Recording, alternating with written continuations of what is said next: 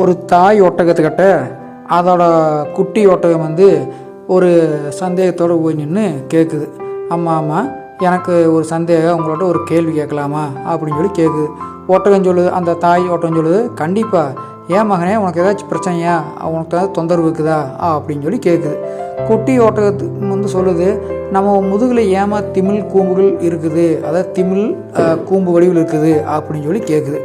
அதுக்கு அந்த அம்மா ஒட்டகம் சொல்லுது, நாம் பாலைவன விலங்குகள் சாமி, தண்ணி வந்து அதில் சேமித்து வைக்கிறதுக்கு வேணும். தண்ணி இல்லாமல் கூட நாம், அதாவது தண்ணி எங்கேயுமே கிடைக்கலாம் கூட அந்த திமிழில் சேர்த்து வச்சுக்க தண்ணி வச்சு நாம் உயிர் வாழ்ந்துக்கலாம், நம்மளை காப்பாற்றுறதுக்கு அது உதவுந்தாங்க அப்படின்னு சொல்லி அந்த அம்மா ஒட்டகம் சொல்லுது. அதுக்கப்புறம் அந்த குட்டி ஒட்டகம் வந்துட்டு, ஆமாம் நம்ம கால்கள் ஏன் ரொம்ப நீளமாகவும் ரொம்ப வட்டமாகவும் ஒரே வித்தியாசமாக இருக்குது அப்படின்னு சொல்லி கேட்குது.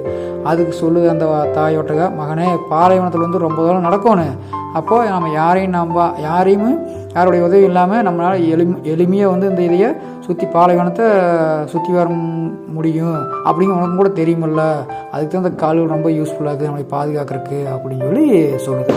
அப்போ அந்த குட்டி இருந்துட்டு, ஆமாம் நம்ம கண் இமைகள் வந்து நீளமாக இருக்கலாமா, ஏமா சில நேரங்களில் அது என்னோடய பார்வை கூட கொஞ்சம் தொந்தரவு செய்கிற மாதிரி இருக்குது அப்படின்னு சொல்லி கேட்குது.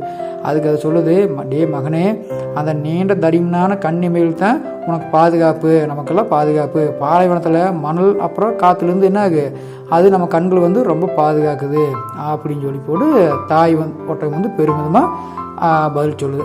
அப்போ அந்த குட்டி ஒட்டகம் வந்துட்டு கேட்குது, ஆமாம் ஏமா நம்ம பாலைவனத்தில் இருக்கிறப்போ தண்ணி சேமித்து வைக்கிறதுக்கு அந்த திமிழ் இருக்குது, அப்புறம் நல்ல விதமாக நடந்து போகிறதுக்கு, நம்ம பாதுகாப்பாக நடந்து போகிறதுக்கு நமக்கு பாலைவனத்துலேருந்து எளிமையாக அதை கடக்கிறதுக்கு கால்கள் இருக்குது, கண்களை பாதுகாக்கிறதுக்கு நமக்கு கண் இமைகள் அருமையாக பாதுகாக்குது.